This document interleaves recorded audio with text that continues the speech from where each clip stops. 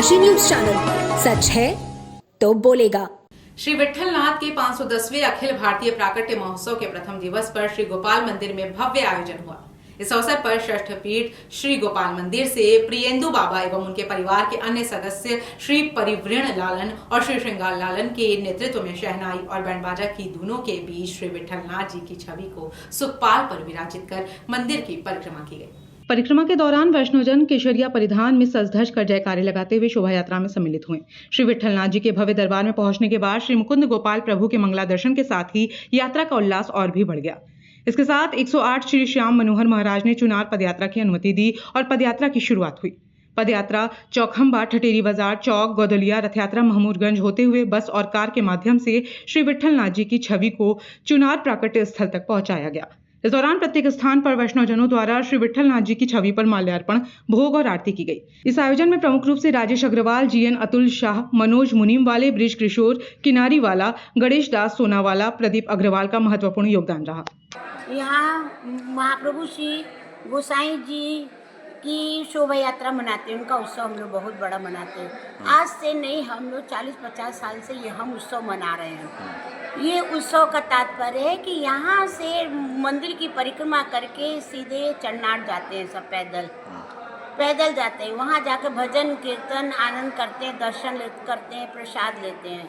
फिर उसके बाद दूसरे दिन उत्सव मनाते हैं। मेन उनका जन्म दिवस है गोसाई जी का। उस दिन हम लोग 5 बजे से तिलक करते हैं, का दर्शन करते हैं। महाप्रभु जी किसी और गोसाई जी का तिलक होता है, वहाँ पर तिलक करते हैं। दूसरे दिन नंद महोत्सव मनाते हैं। सुबह परिक्रमा निकलती है 10 बजे, उसके बाद सायंकाल 6 बजे नंद महोत्सव का दर्शन करते हैं। यहाँ बहुत दूर दूर से अखिल भारतीय सब जगह से ही वैष्णव हमारे क्या पधारते हैं। ये बहुत बड़ा उत्सव और बहुत बड़ा सौभाग्य की साईं श्री विट्ठलनाथ जी का 510वां प्राकट्य महोत्सव जो 4 दिवसीय अपना श्री मुकुंद गोपाल सेवा संस्थान षष्ठ श्री गोपाल मंदिर के द्वारा आयोजित हो रहा है। उसका आज प्रथम दिवस जो है, आज पदयात्रा के रूप में यहाँ से ठटेरी बाजार, चौक, गोदलिया, बाजफाटक, लक्षा, यात्रा महमूदगंज होते हुए सभी वैष्णव जो है वहाँ पे जगह जगह पे छवि जी का स्वागत और माल्यार्पण करेंगे। उसके बाद जो है वहाँ से बस द्वारा चुनार तक ये शोभा यात्रा पहुँचेगी। मिथिला संस्कृति के अद्वितीय प्रतीक हिंदी और मैथिली भाषा के पहले कवि महाकवि विद्यापति महोत्सव काशी स्थित नागरिक प्रसारणी सभा में हड्डी रोग विशेषज्ञ डॉक्टर आलोक चौधरी की अध्यक्षता में धूमधाम से संपन्न हुआ। इस महोत्सव ने न केवल विद्यापति जी की साहित्यिक धरोहर को सम्मानित किया, बल्कि मिथिला संस्कृति और काव्य को समर्पित एक सांस्कृतिक कार्यक्रम का रूप भी लिया। महोत्सव के दूसरे दिन की शुरुआत दीप प्रज्वलन और महाकवि विद्यापति के चित्र पर माल्यार्पण से हुई, जिसका उद्घाटन एमएलसी आशुतोष सिन्हा ने किया। इस दौरान संस्था के अध्यक्ष निरसन कुमार झा, एडवोकेट ने एमएलसी आशुतोष सिन्हा को मिथिला संस्कृति के प्रत्येक पाग, दुपट्टा, रुद्राक्ष की माला और महाकवि विद्यापति का चित्र भेंट कर सम्मानित किया। मुख्य अतिथि के रूप में बोलते हुए एमएलसी आशुतोष सिन्हा ने कहा कि महाकवि विद्यापति न केवल हिंदी साहित्य के प्रथम कवि थे, बल्कि मैथिली साहित्य के भी अग्रदूत थे। उन्होंने अपनी रचनाओं के माध्यम से मैथिल समाज को जोड़ने का कार्य किया।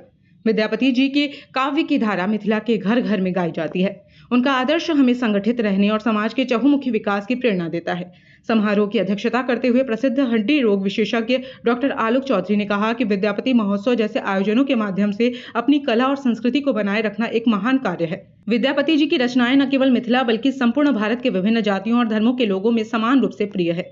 उनके काव्य से प्रेरणा लेकर हम सभी को एकता के सूत्र में बंधना होगा। मुख्य वक्ता बड़ौदा हाउस नई दिल्ली के वित्त अधिकारी विनय कुमार चौधरी ने कहा कि मिथिला की भूमि धन्य है, जहां महाकवि विद्यापति जैसे विभूति का जन्म हुआ। उन्होंने अपनी रचनाओं से न केवल हिंदी बल्कि बंगाली और मैथिली साहित्य को भी समृद्ध किया। समारोह में सुप्रसिद्ध पार्श्व गायक विजय कपूर ने महाकवि विद्यापति द्वारा रचित प्रसिद्ध गीतों की प्रस्तुतियां दी, जिनमें स्वर्ग से सुंदर मिथिला धाम, सुन सुन रसिया, आप न बजाबू बांसुरिया और गे माए चंद्रमुखी सन गौरी हमर शामिल थे। इसके साथ ही दरभंगा किनारा घराने की गायिका डॉक्टर शिप्रा कुमारी ने मिथिला के माटी को करूं सब प्रणाम यूं और जय जय मिथिला धाम जैसे भावपूर्ण गीत गाए। रांची की गायिका ज्योति मिश्रा ने भी पग पग पोखर, मांझ मखान और बाबा यो डमरू किया बजेलो जैसे गीतों से महोत्सव को और भी रंगीन बना दिया। साथ ही बृष्टि चक्रवर्ती और नंदिनी सिंह के नृत्य निर्देशन में मिथिला के लोक नृत्य डोमचक जट जटिन और झिझिया की भावपूर्ण प्रस्तुति कलाकारों ने दी। इस उत्सव का हिस्सा बनते हुए प्रसिद्ध योग गुरु प्रिया जायसवाल ने योग धुन की मनोहारी प्रस्तुति दी। इस बार ईश्वर की भी इच्छा थी कि हम यहाँ पर आए, माँ सीता की कृपा हम लोगों पे हो और मैथिली समाज के इस कार्यक्रम में हमें आने का अवसर मिले। तो मैं गौतम जी को फिर धन्यवाद देता हूँ कि आज आपने हमें इस कार्यक्रम में बुलाया। और क्योंकि हम लोग जहाँ बात कर रहे हैं महाकवि विद्यापति जी की, जो हम लोगों के मैथिली समाज के थे, मधुबनी में आपका जन्म हुआ था और उसके बाद आपकी मृत्यु नेपाल में हुई। और साथ ही साथ ये मिथिला समाज, जो मैथिली समाज है, वो माता सीता जहाँ की थी, आप लोग उन्हीं के परिवार के हैं और हम सबको लिए बहुत पूजनीय है। और मुझे ऐसा लगता है कि जिस तरह से पूर्व में सभी वक्ताओं ने बातों को बड़े अच्छे तरीके से कहा, शिवराज जी ने तो और विस्तार से बताया और मुझे बड़ा अच्छा लगा कि अपनी भाषा शैली में आप लोग बात कर रहे हैं। इतना अच्छा लग रहा है देख के। इतनी हमें लगता है कि सबसे पहले अगर कुछ है तो हमारी आपकी मातृभाषा है और हम मातृभाषा से जब जुड़े रहेंगे तो कहीं ना कहीं। काशी के मध्य भाग में स्थित मछोदरी प्रभात शाखा का वार्षिकोत्सव हर्ष और उल्लास के साथ मनाया गया। इस कार्यक्रम की अध्यक्षता प्रख्यात समाज सेवी वीरेंद्र केसरवानी ने की, जबकि मुख्य वक्ता के रूप में राष्ट्रीय स्वयंसेवक संघ के वरिष्ठ कार्यकर्ता एवं समाज सेवी मुरली ने अपने विचार साझा किए। उद्बोधन में मुरली ने युवाओं को राष्ट्र निर्माण के कार्य में भाग लेने के लिए प्रेरित किया और कहा, राष्ट्रीय स्वयंसेवक संघ अपने शताब्दी वर्ष में प्रवेश कर चुका है। 1925 से प्रारंभ हुई इस यात्रा ने अब उस मुकाम को छुआ है जहां हमें एकजुट होकर राष्ट्र के निर्माण और उसकी सुरक्षा के लिए सक्रिय कदम उठाने की आवश्यकता है। विघटनकारी शक्तियां हमारे देश की व्यवस्थाओं को तोड़ने में लगी हुई हैं और उनका जवाब सज्जन शक्तियों की सक्रियता से ही दिया जा सकता है। बिना सज्जन शक्तियों की सक्रियता के राष्ट्र का निर्माण संभव नहीं है। मुरली ने आगे कहा, संघ का कार्य व्यक्ति निर्माण और समाज के संगठन के लिए समर्पित राष्ट्रीय अभियान है जो समाज की प्रगति और राष्ट्र की सुरक्षा के लिए महत्वपूर्ण है। कार्यक्रम का संचालन नीरज ने किया, जबकि अतिथि परिचय शाखा कार्यवाहक रमेश ने किया। उसका वार्षिकोत्सव प्रत्येक वर्ष होता है। संघ की शाखा जो है वो 1925 में संघ की स्थापना हुई, तभी से संघ की शाखाएं जो लगनी शुरू हुई। उसी क्रम में जो है अपने काशी में भी जो है धनदानेश्वर शाखा जो है प्रथम बार जो है शुरुआत हुआ और शाखाएं लगते हुए अपने मछुदी शाखा और विभिन्न अपने शहर में विभिन्न पार्कों में जहाँ भी शाखा लगने के स्थान था वहाँ पे 1 घंटे की शाखा जो है वह शाखा लगती है। राष्ट्रीय स्वयंसेवक संघ की RSS की शाखा लगती है। तो आज यहाँ पे लगभग कितने लोग उपस्थित थे और क्या क्या जो है? यहाँ पे लगभग जो है सैकड़ों की संख्या में लोग उपस्थित थे। यहाँ पे नित्य प्रतिदिन जो शाखा लगती है वह शाखा 1 घंटे की शाखा रहती है। उस 1 घंटे की शाखा में शारीरिक योग व्यायाम वगैरह से होते हुए बौद्धिक, इसके साथ साथ जो है राष्ट्रीय जो है विचारधारा और सनातन संस्कृति के प्रति जो है अपनी भारतीय संस्कृति के प्रति लोगों का जो है वो एक भाव पैदा हो और अपने राष्ट्र के प्रति कुछ करने का जज्बा पैदा हो, एक भावना पैदा हो, इसके लिए 1 घंटे की शाखा लगती है। उसी वर्ष नित्य प्रतिदिन जो शाखा लगती है उसमें जो कार्यक्रम होते हैं उसी का प्रदर्शन जो आज था आज के कार्यक्रम में। वाराणसी के दशाश्वमेध घाट पर होने वाली विश्व प्रसिद्ध मां गंगा की आरती में रविवार को साउथ की जानी मानी अभिनेत्री साई पल्लवी परिवार के संग शामिल हुई। बता दें कि काशी दर्शन यात्रा पर पहुंची अभिनेत्री ने कहा कि बहुत ही अद्भुत है यहाँ की गंगा आरती। इसके साथ ही कहा कि बाबा का दर्शन कर अभिभूत हो गए। बता दें कि मां गंगा के वैदिक रीति रिवाज से पूजन अर्चन कर मां भगवती की आरती में शामिल हुई अभिनेत्री ने कहा कि यह मेरा पहला सौभाग्य है जो मैं काशी अपने परिवार के साथ पहुंची। बता दें कि गंगा आरती देख वह मंत्रमुग्ध हो गईं और तालियां बजाकर अपनी खुशी का इजहार भी कर रही थी। वहीं इस दौरान गंगा सेवा निधि के अध्यक्ष सुशांत मिश्रा, कोषाध्यक्ष आशीष तिवारी द्वारा अभिनेत्री साई पल्लवी उनकी मां को अंगवस्त्रम रुद्राक्ष की माला प्रसाद देकर स्वागत किया गया। वहीं मां गंगा की आरती के दौरान श्रद्धालु व पर्यटकों ने अभिनेत्री साई पल्लवी के साथ तस्वीरें खिंचवाने को आतुर दिखे। कैसा लगा घाट पे आज? भगवान को मेरे अंदर मेरे आसपास मैंने आज फील। कैसा लगा? सम्मान पाई, कैसा लगा आपको? मुझे ये ट्रांसलेट करके बता दो।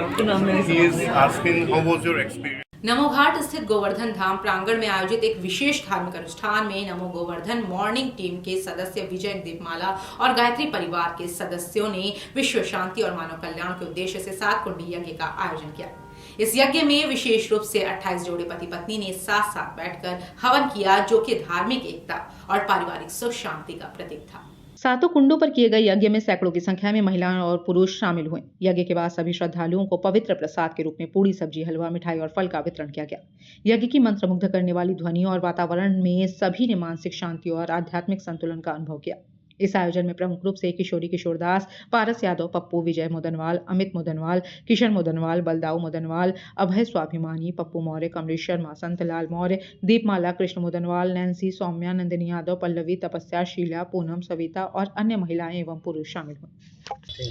ये जो है विश्व समाज के कल्याण के लिए और मानव समाज के शांति के लिए सारा विश्व जो है सुखमय रहे।